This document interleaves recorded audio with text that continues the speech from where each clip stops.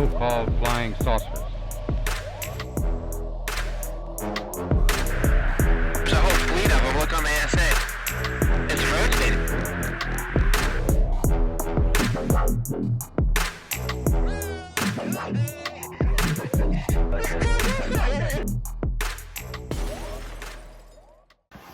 Welcome to Kill the Stigma. Today we're going to talk about, it's just a mini version what I'm going to do today about, it's like a part 2 of what I did yesterday with the drones. Listen, these drones, these mystery drones, there might be some per se drones out there, but I'm just going to say it, man. I guarantee it's UAP. We got Luis Elizondo talking about it right now. They did not blame this on Russia and China. I explained that on my show yesterday. They do that every chance they can. Why didn't they? And in 1971, there was an agreement between the Soviet Union and the United States. There's a document out there. Listen, if you see these things, it's not us. To prevent World War III. It's funny how Elizondo, love him or hate him, just brought that up.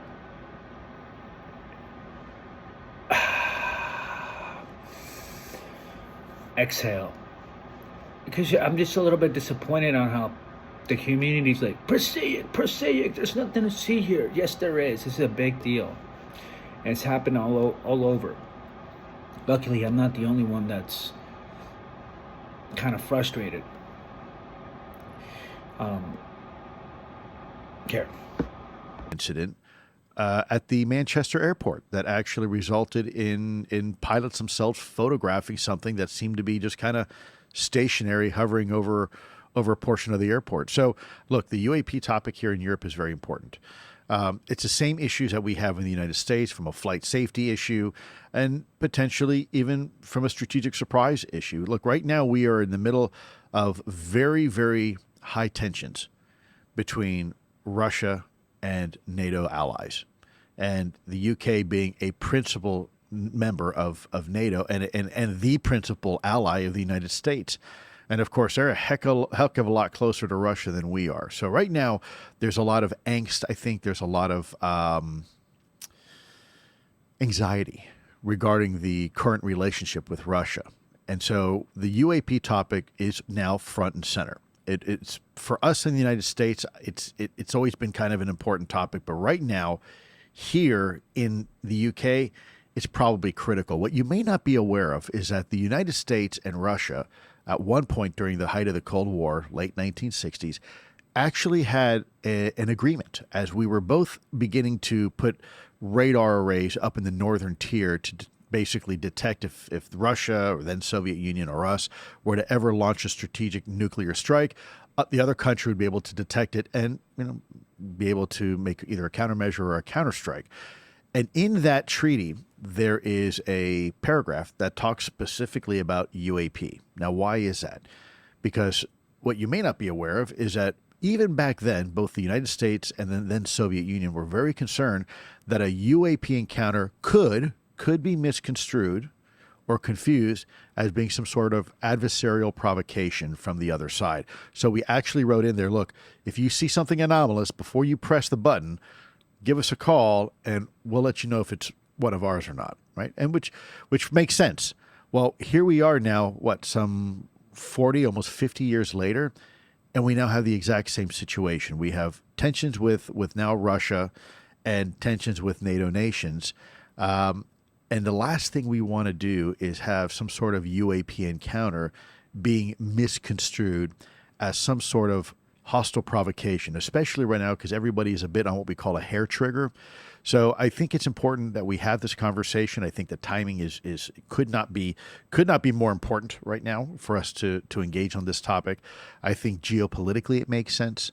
There's a lot of people that are very uncomfortable about potential hostile foreign action. So there you go. They just Elizondo. Actually, he's in the UK. I wonder what he's doing there. I wonder if he's talking to people, diplomats. Hey, man, what do we do about this?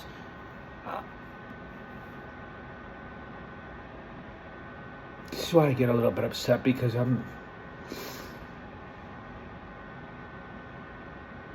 because it's like NATO and the United States Air Force have the best capabilities, the best sensors, and they can't prove it's Russia. They can't prove it's China. They can't prove they know it's UAP, and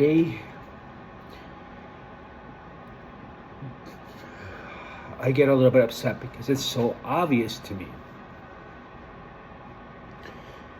It's really obvious. I'm gonna go on. I'm going all in, man. I'm going all in. Either there's been a gigantic leapfrog, but no. Listen, that's how it works. Is this you guys? Remember the Chinese balloon? China was like, "Yup, that's ours."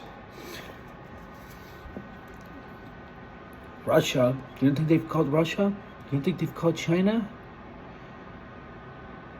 Come on, man. Come on. And then you have Tim McMillan. This happens all the time. This is normal. It happens all the time.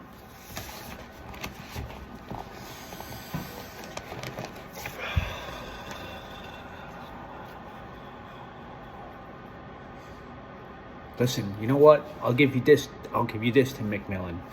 Tim McMillan stepped away. He told Andy from that UFO podcast. Shout out to Andy. Love you, bro. Andy's one of my favorites. Actually, we disagreed on this. He thought it was Russians, but I still love Andy. He's a good guy. What was I going with this? Okay, so here's the thing. These people, it's not normal for this to go for 3 weeks over Jersey, over all over the world, Washington D.C. You know, and you know, guys, debunkers. We need debunkers. We really do. Shout out to McWest.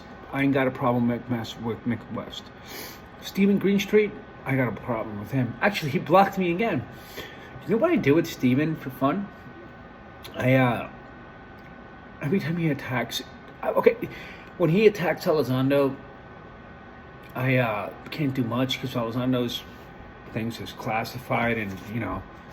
But when he attacks like Brandon Fugel and Skinwalker Ranch, I'll just start posting clips of the evidence of Skinwalker Ranch, and he always blocks me. It's funny, man. And actually, Stephen Greenstreet, he's got a sense of humor. His personality is bad. He's kind of a dick, but I don't know. It's almost that's tangent. Anyway, so where was I, guys? 3 weeks. They can't do anything about it. No, guys, come on. What do you know about UFOs? You know they can fly with impunity over a sensitive basis. You know they don't need to recharge batteries. You know they don't have to get gas. You know they are weird. Okay, come on, guys. Seriously. Alright, so here I'm gonna let my one of the channels I'm a big fan of, Through a Glass Darkly. Now this guy, he's smart. He interviews all sorts of people, from debunkers to stranger paranormal activity, through Gary Nolan, Peter Labenda. I mean, literally, he interviews everyone out there, and he's not afraid to go into weirder subjects. But let me give you some of his background. He's a former Army captain, studied in international security policy at Harvard Kennedy School under Dr. Ashton Carter, who later became U.S. Secretary of Defense. No big deal. No big deal. So this guy knows what he's talking about, okay? So I think we should definitely listen to him and his opinion on this matter. Let's see what he's got to say. And this is regarding on Tim McMillan's opinion, how this is just all normal. I'm going to start talking about, after I quickly look through the comments, all this drone activity in the UK, because the disinformation machine boys at Eglin are like full on. They're going nuts, right? Lying to the American people. It's fantastic. You guys need to up your game. Like, this DEI stuff ain't working for you, right? You gotta like mix it up a little bit. You gotta, like, your messaging's all off, right? Because your messaging is that, like, maybe mystery drones, maybe the Russians are doing, but you can't say it's the Russians, because if you do, it's escalatory. It could cause nuclear war, right? It could demand a response. But like, if it's the Russians also, they have like potential godlike technology that can alter the fate of humanity on Earth. So like, that's what you're going with. That's what you're going with. Wow, you guys are pretty special. I mean, like, wow. And you should, like, Twitter's amazing. There's people like, there was a guy on that UFO podcast who was like, oh yeah, this things happen frequently in the United States, 600 times a year. Do you know how many U.S. military air bases are in the United States? There's, they're like, oh, there's 600 incidents a year. It's very frequent. There are roughly, I think there's like 59, like Seoul Air Force, but you also have like Air National Guard and all other sorts of military air facilities.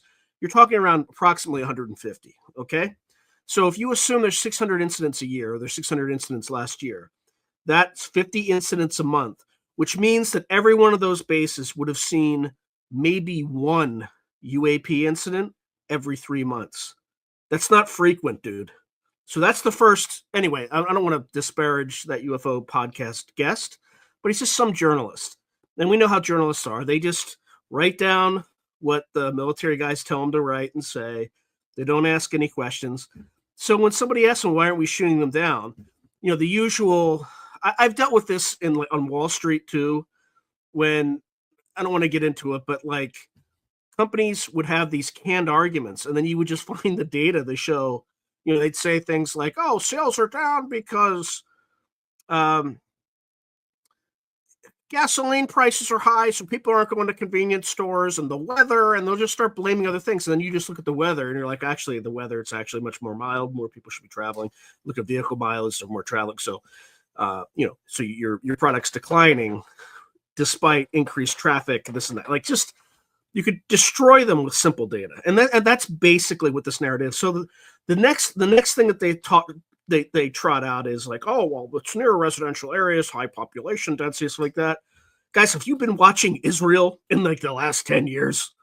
I mean, like, you think Israel, excuse my language, but gives a fuck about population density? That Iron Dome system's like,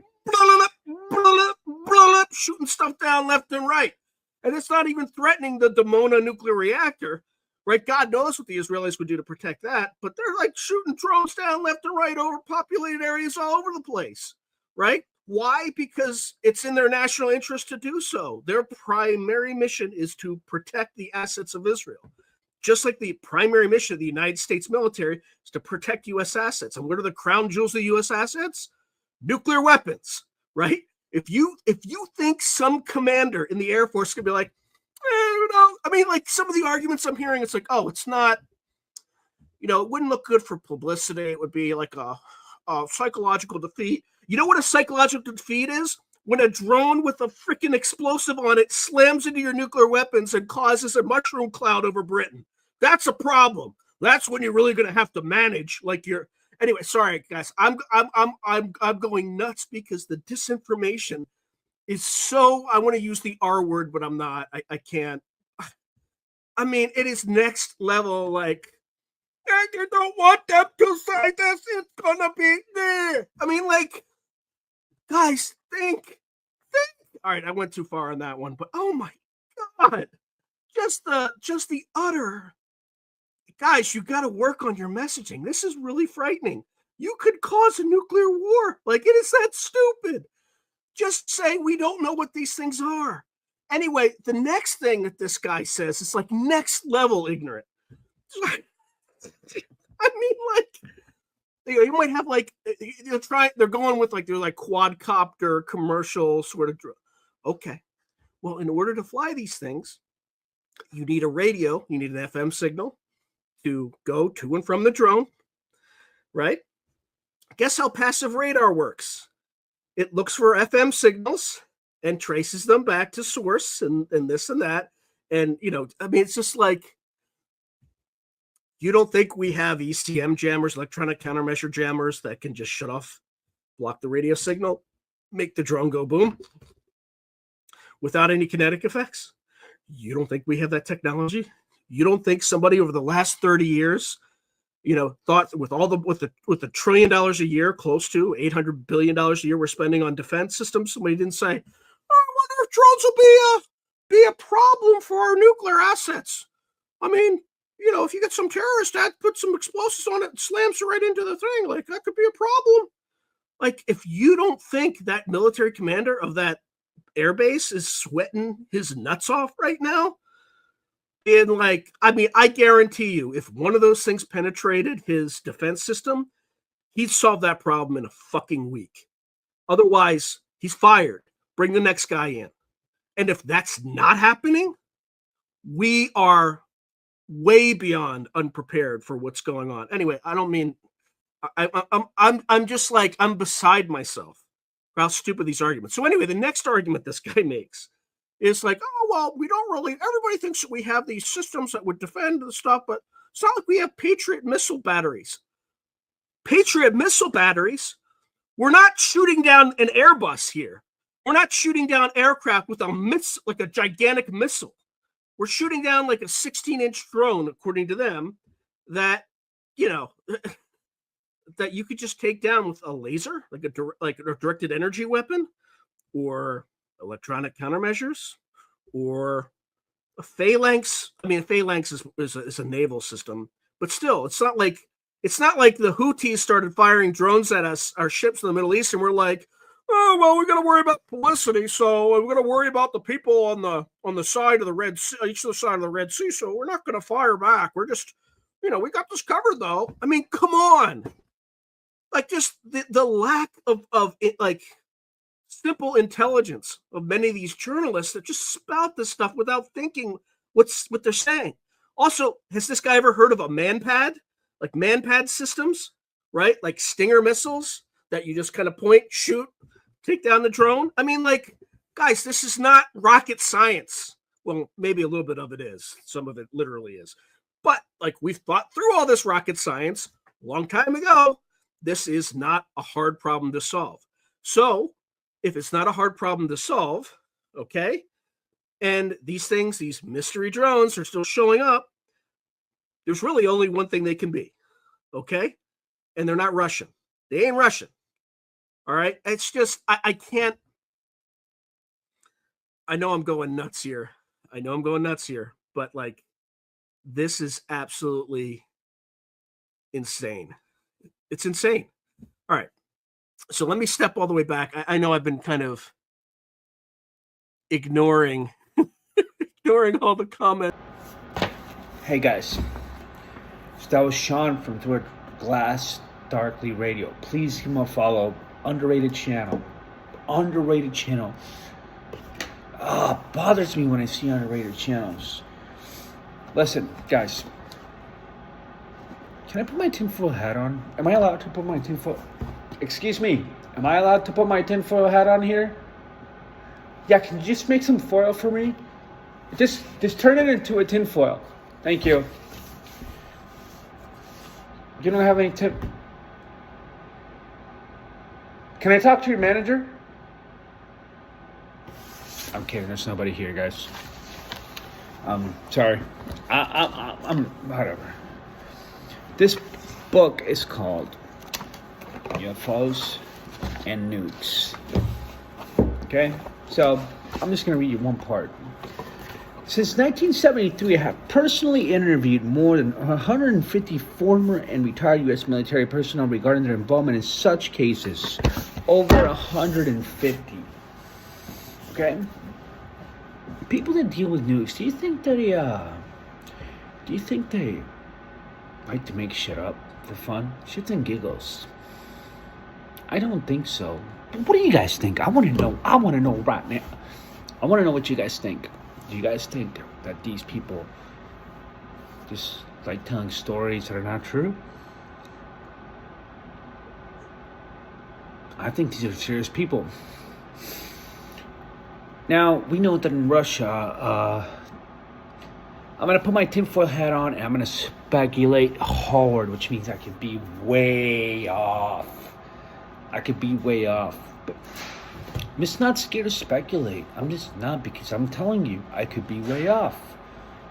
A lot of people like staying rational. But at some point, we're going to have to try and figure things out, right? So what do we know? We know that the Russia-Ukraine situation and geopolitical situation in general is intensifying. We know that Russia sent out ICBMs to Ukraine.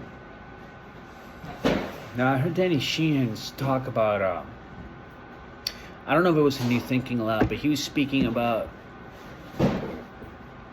how there would be an obvious display if there was such like a nuclear war. Like, let's say that Russia put some ICBM, there would be something would happen where we would all know. And I disagree with that, because I just don't think that there would be a warning. Let's say that they take this to the next level and they were about to nuke Ukraine or whatever, or NATO, doesn't matter. Do you really think there's going to be they're going to warn us all that nuclear war is about to break out? Because that would cause panic, and panic isn't good. Guys, COVID 2020, freaking toilet paper was on back, that was ridiculous. And that was just a freaking stupid, I don't want to call it a stupid virus, because I was one of the fortunate ones. The state I live in, I live here by myself. I don't have any elders here, family members. I didn't really have to worry, because I'm out here. No, I'm just kidding. I have my kids, and that's another tangent. But I didn't really have to worry about that much. But people freaked out, and when coronavirus hit, the people were freaking out. Can you imagine? Oh, there's gonna be a nuclear war. So the question is, will there be a display? No, there won't, man. They won't tell us anything. In fact, hypothetically speaking, I don't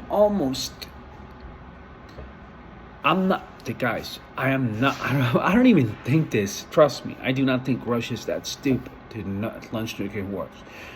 But when they launch those ICBMs, let's just put my tinfoil hat on, and let's just say that they did have nuclear warheads, and they just didn't work. By the way, I do have evidence that Russia was testing nukes in 2022, early 2023, when I was following the Ukraine war very closely, and then I kind of stopped, that they were having a lot of issues. In fact, there was a speech Putin made about nuclear war, and there was UFO just creeping over it, was watching. But here's where I struggle, because I really don't think they care about us, but they might care about the planet. Or I don't really know what the hell they want. But is there a nuclear connection? Absolutely there is. Why? I don't know why. I don't know if it's the same entities that maybe some want to help us, some don't. It's a struggle, because I really don't know what I'm talking about, but I do know there's a connection between nuclear weapons and UFOs. So, back to my point, hypothetically speaking, if there was nuclear warheads on those ICBMs, which there probably wasn't, there 95% there wasn't, they didn't go off. Now you're seeing a bunch of activity over Jersey, all these RAF bases, which I guarantee have nuclear weapons, and I wonder what's going on in Russia too. because they're more closed off. And honestly, I don't know Russian. Does anybody know Russia? Because somebody, if anybody knows Russian, can somebody please get a hold of some Russian ufologist or something and try to figure out what the hell's going on? If they're having the same experience. Because this is important, guys. It's important. And so, back to that. Let's say they did have nuclear warheads. They didn't go off, and now we're seeing an activity, and then we get activity over Washington D.C. I remember when I was in Disney World, over the Capitol. Don't give me that debunking. No. Don't give me that Project Blue Book vibe. Just don't. Not right now. Not right now. I'm almost tired of like, oh, the digital lantern, and yeah, that is useful. No, when you're talking about Washington D.C. of the Capitol, just don't give me that crap. Just no, not right now. Just figure that out later, okay? There's a lot of activity going all around the United States, all around the freaking world, man, and that's a fact. And why? Let's just go to Washington. They're making all sorts of decisions there, national security decisions, right? Do you think these things don't know what's going on? Do you think they can't listen to the skiffs? To the most important national security decisions? You don't think they know? They do. They know. They know, and they're sending some sort of message that I can't understand. Maybe some dude in the freaking AOFSI understands. Or maybe some dude in the legacy program completely gets it. I don't know what's going on, but something is going on. And I'll leave you with this. Chapter 14 of Fire Within, Secret Machines. This has nothing to do with what I'm talking about, but this is why I'm interested in the UAP phenomenon. I want to know what they want, who are they, and what they want, and how many of them are them. Do they have different agendas? So, that's why I'm in here. That's why I'm here, because I'm not going to get into that, but I want to know for a reason. There's a reason why I want to know. I got buddies like Pavel from Psicoactivo, Human Potential.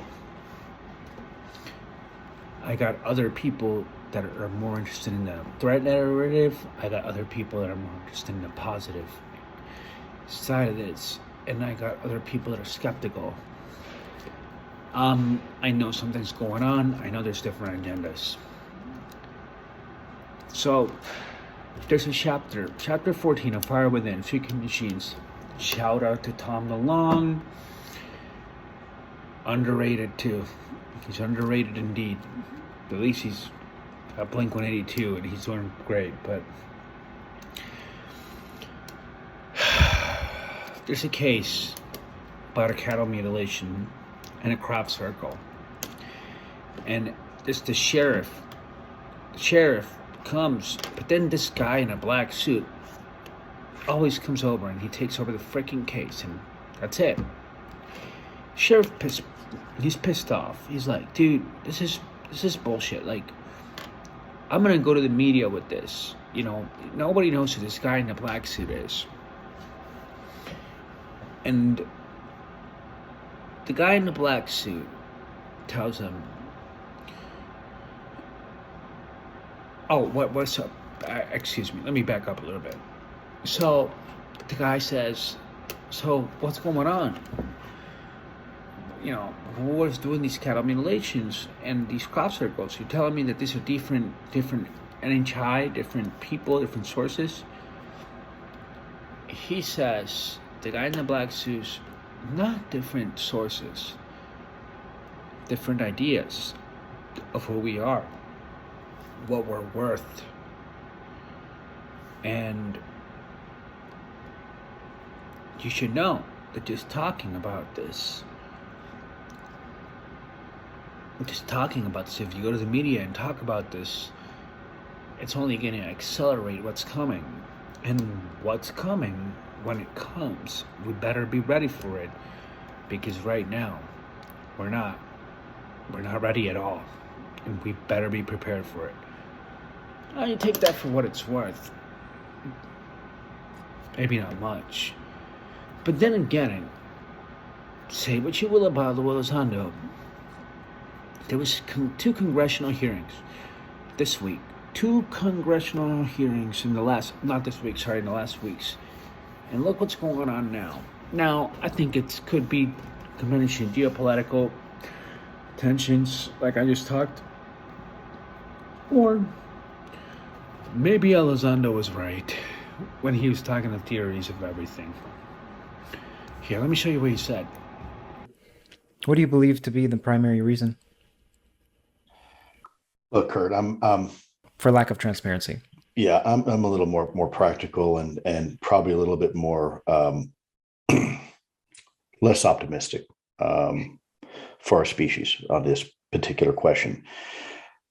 What if there was knowledge, Kurt, that was so volatile, so earth-shattering, that the mere knowledge of that getting out could predicate an action that could potentially threaten the entire species? Now, what do I mean by that?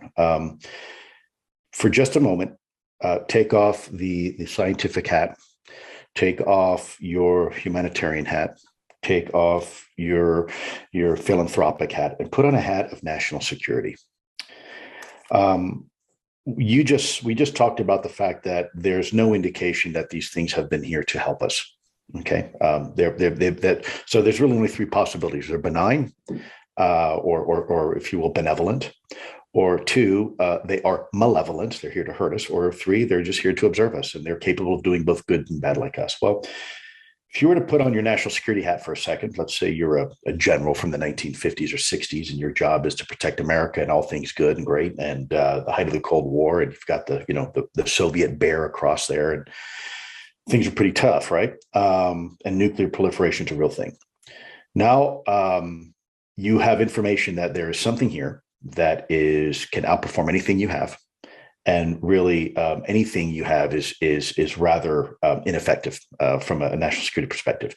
And there's a thing out there, and it doesn't show that it's being benevolent. So it's only one of two other options: either malevolent or it's like us.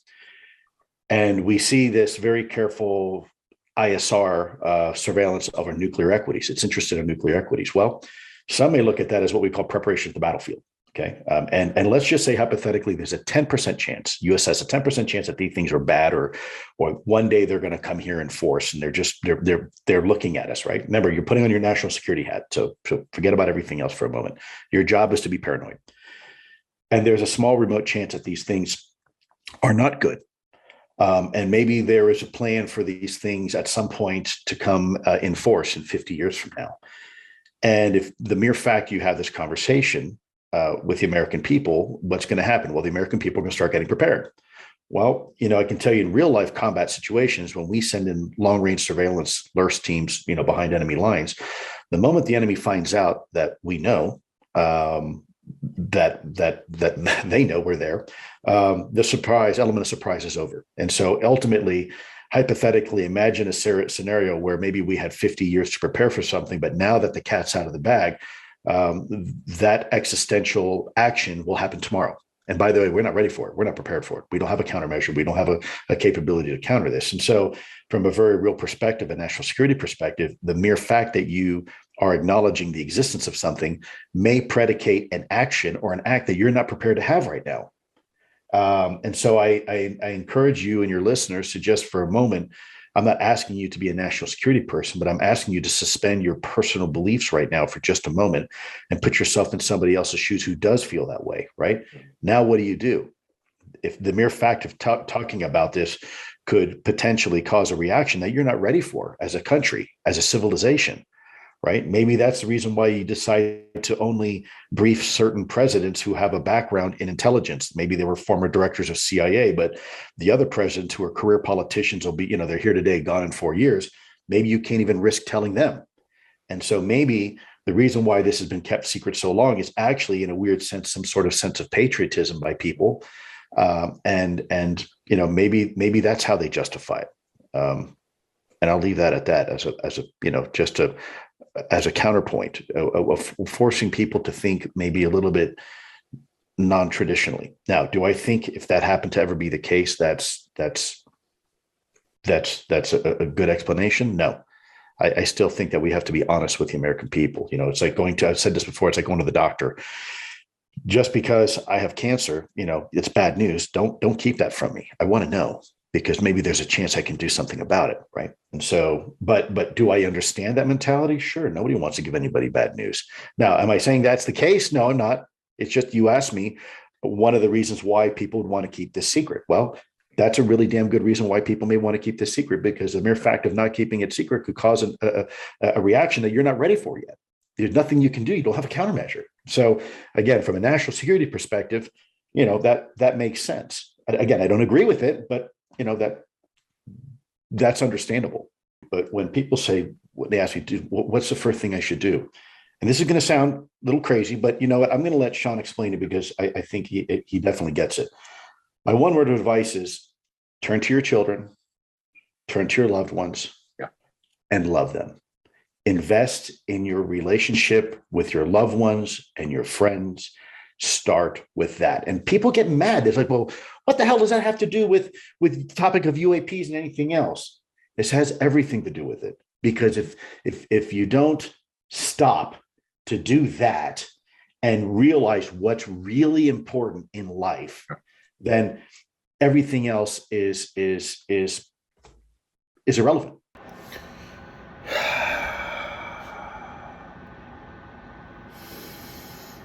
So we got some dude in a black suit. And by the way, do you guys don't think Tom DeLonge's credible? Ask anybody who's in the know what they think about Tom DeLonge. And who the hell is that guy in the black suit who told just talking about this will accelerate things? Well, guess what? We had 2 congressional hearings, guys, in the last 2 weeks. And look what's going on. Look what's going on. Coincidence. I'm not saying it's that, but I actually was leading more towards a geopolitical thing. But we need to take information with a grain of salt from every side and then make our own conclusion, just kind of like analyze it, right? And just take it in and don't disregard it. That's what I'm doing. You want to judge me for that? Do you want to judge me for that? Because I think that's the smart thing to do. So I take information for all sides. And this doesn't mean that I'm going to freaking go nuts, but then I see Luis Elizondo talking about loving your children, and that scares me a little bit. And I don't care if he went to the bathroom to pee, whether he was drinking. That doesn't make... That's besides the point. The point is something else, guys. I don't care about character. Sorry, get upset. I care about the big picture. I care about the big picture. That's what I want to know. Should I be concerned? I mean, you talk about children. I don't want to talk about my situation personally, but I'm not. But I'm going through some problems right now. I'm not going to get into it, but I'll just leave it here, guys. I'll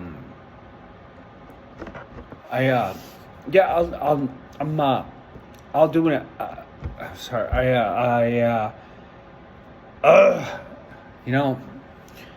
I'm gonna say something.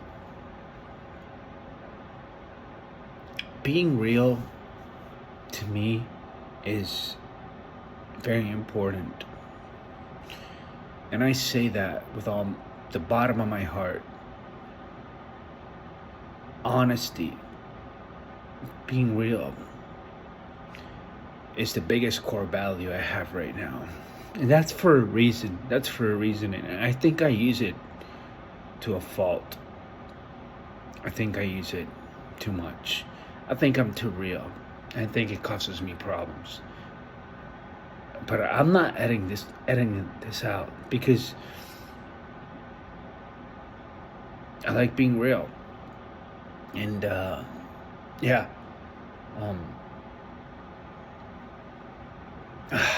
What do you guys think?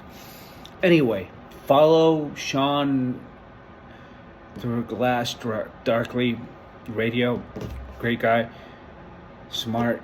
Covers all aspects of the phenomena. Follow Sequactivo Pavel. Does the same thing. This is where like James Landoli engages. This is what I'm a fan of. I personally am a fan of the people that cover everything. Right? From like, yeah, that's what I like. Anyway, guys, love you. Hey, I might have to delete a lot of videos. I'm on a rookie, and I got copyright. Because I had this, I used this editing thing, CapCut Pro, and I thought if I paid for it, I could use the audio. Nope. So every time I'm talking to ChatGPT to make it entertaining, I'm like, I'm paying for that. I know, guys, don't. I'm not saying I'm smart. That's not what I'm saying. I'm saying I'm learning. Let me learn, okay? Don't judge. Anyway, adios.